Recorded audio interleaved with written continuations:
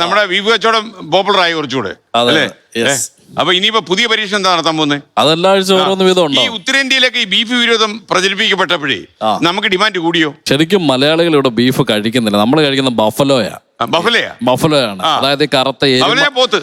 എരുമ പോത്ത്. ഇത് രണ്ടുമാണ് ബഫലോ. പക്ഷെ ഇതെന്ത് എനിക്ക് തോന്നുന്നത്, എന്റെ ഒരു ഐഡിയ എന്തോ ഈ ബീഫ് ഒന്ന് ആക്കി തീർത്തതാണെന്നാ തോന്നുന്നത്. പ്രൊപ്പഗണ്ടയെന്ന് തോന്നുന്നത്. നമ്മളാരും ഇവിടെ പശുവിനെ അറക്കുന്നുമില്ല, കഴിക്കുന്നുമില്ല.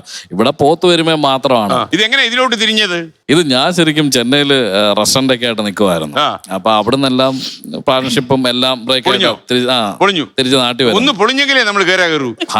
അദ്ദേഹം ഒന്ന് പൊളിഞ്ഞു, അത് കഴിഞ്ഞാൽ കയറിയത്. അങ്ങനെ നാട്ടിൽ വന്ന് പിന്നെ എന്റെ ചെലവ് എല്ലാം നോക്കിയത് സൂസനാണ് മൊത്തം. എന്റെ സ്പോൺസർ ആയിട്ട് ഈ പണ്ടൊക്കെ ഈ ജർമ്മനിയിൽ നിന്നൊക്കെ വരുന്ന സായിപ്പും മദാമൻ പിള്ളേരെ സ്പോൺസർ ആയിട്ട് എടുക്കുമല്ലോ എന്ന് പറഞ്ഞാൽ എന്നെ സ്പോൺസർ ആയിട്ട് എടുത്ത് എന്റെ ചെലവ് എന്റെ താമസം എല്ലാം തന്ന് ഇന്നത്തെ എന്റെ അവസ്ഥയിലേക്ക് എത്തിച്ചത് വേറെ ആയിട്ട് വരായിരുന്നേ. ഈ ഇപ്പൊ വിജയിച്ചിരിക്കുകയാണല്ലോ.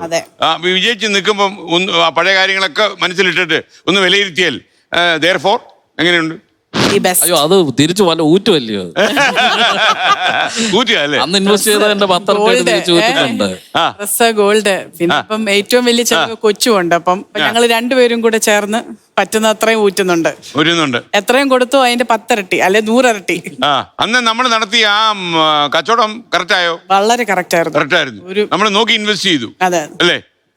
എന്റെ ജീവിതത്തിലെ ഏറ്റവും വലിയ ഇൻവെസ്റ്റ്മെന്റ് ആണിത്. അതെ. അപ്പൊ താടിക്കാരാ, ഞാൻ ആ ബീഫിലെ പേജിലേക്ക് ഒന്ന് വരാം. എങ്ങനെയുണ്ടെന്ന് അറിയണോ?